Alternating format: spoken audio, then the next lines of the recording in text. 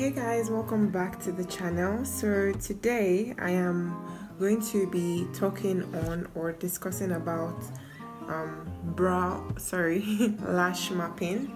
So we are doing lash mapping today. So basically what this means is that they have different types of eyelash shape that you would do for your client, but not knowing the shape is great, but there are some things that you need to take into consideration.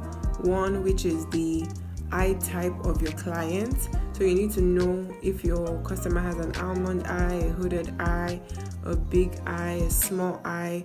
This inquiries help you make decisions on how to map your lashes. Okay, so today we're going to be doing a typical doll eye mapping.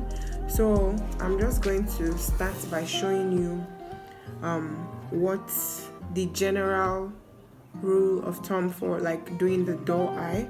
So usually you can freestyle this lash mapping. Sorry, I'm going to be mistaken brow mapping lash mapping. So you can freestyle it. Just make sure that you deliver what the client wants. So basically the rule of thumb for like doll eyes is, for example, you can start here at the inner corner. This is the inner corner of the eye. This is just an illusion. So you can start here with 10 millimeters. You can come to this side, 11 millimeters.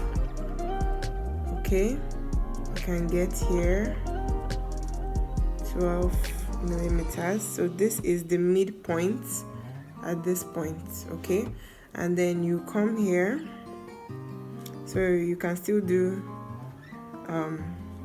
12 millimeters as well. Come down 11 millimeters, and then the outer corner you can do 10 millimeters. So basically the logic of this is you start with the smallest lash, depends on the length the client wants, and you go to the highest at the midpoint and then come back to the smallest at the end. So if, for example, you're trying to lift the client's eyes, you want it to, appear a bit, you can still do like doll eyes and make it look like cat eye, give it a cat eye feel. So what you do is you can come here 10 millimeters, here 11 millimeters, all through this section like so, 12 millimeters, and then at the extreme end you can do 11 millimeters and then 10 millimeters. So basically you're just trying to give it a full, that's why if you're doing lashes it takes initiative and experience to fill up the lash, because you don't know, there's no rule of thumb on what would actually work. You just know the shape sizes, but it's up to you to decide how you want to map the lash. So another, for example, your client wants a longer lash, you can start off with a maybe 12 millimeters at the inner corner. It's advised to start with a smaller millimeter at the inner corner. So you can do 10 here or 11, then come here. You can make the mapping a little bit smaller, it doesn't have to be big. So you can do 10, you can do 11 here, or 12 millimeters. You can make a little incision here for 11 millimeters just to transition properly, and then you can come here and do 13 millimeters, and the center corner, if you want to make it longer, you can do 14 millimeters. You can even do 15 millimeters and then transition back 14 millimeters, 13, and then you can end at 12 millimeters.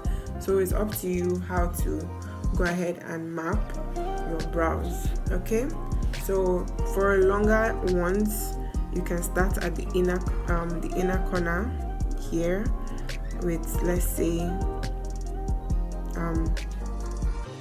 11 millimeters. You can come here and do like 13 millimeters.